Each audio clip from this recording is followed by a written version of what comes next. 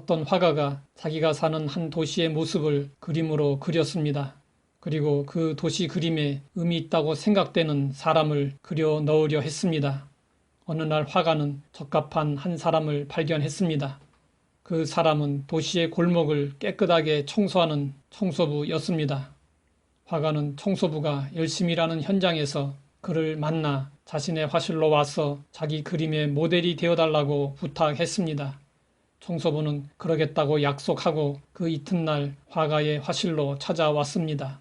화가는 이 청소부를 그 자리에서 돌려보냈습니다. 왜 그랬을까요?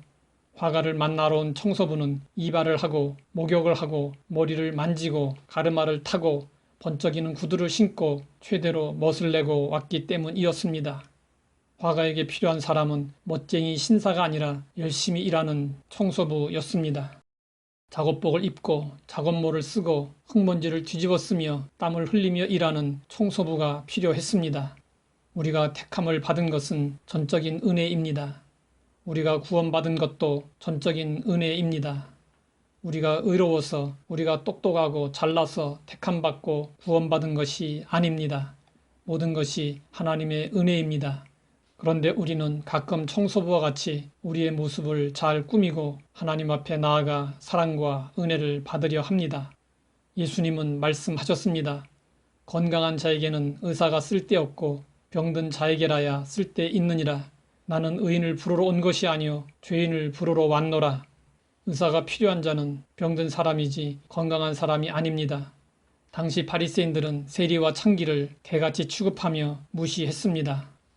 그러나 예수님은 의로운 척하는 바리새인들의 종교적 가식을 싫어하시고 죄인이라고 고백하는 자들을 오히려 더 가까이 하셨습니다.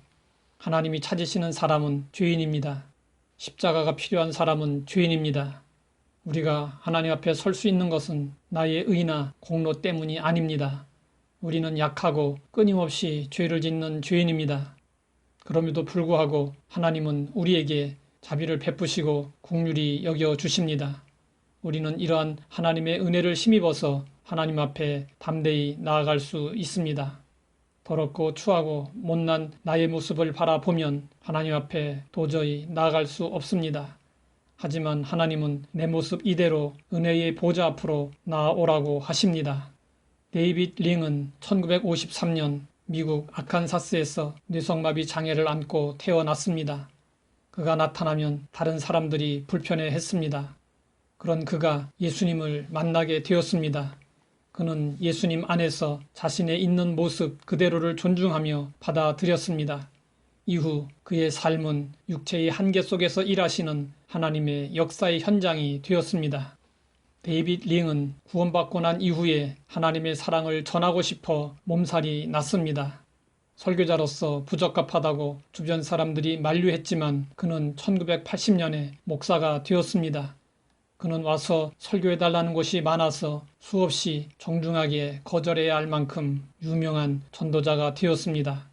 사람들은 데이빗 링에게 학교에 가면 안 되고 결혼해도 안 되고 자녀를 가져서는 더더욱 안 된다고 말했습니다.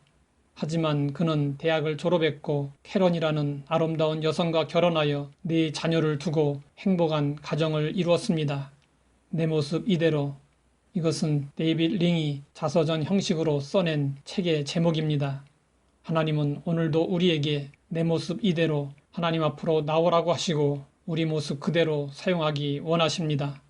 우리는 기도하며 나아가야 합니다. 내 모습 이대로 주 받으옵소서.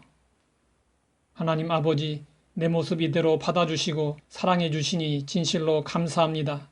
하나님의 자비와 긍휼을 힘입어 날마다 담대히 은혜의 보좌 앞으로 나아가게 하옵소서. 예수님의 이름으로 기도드립니다.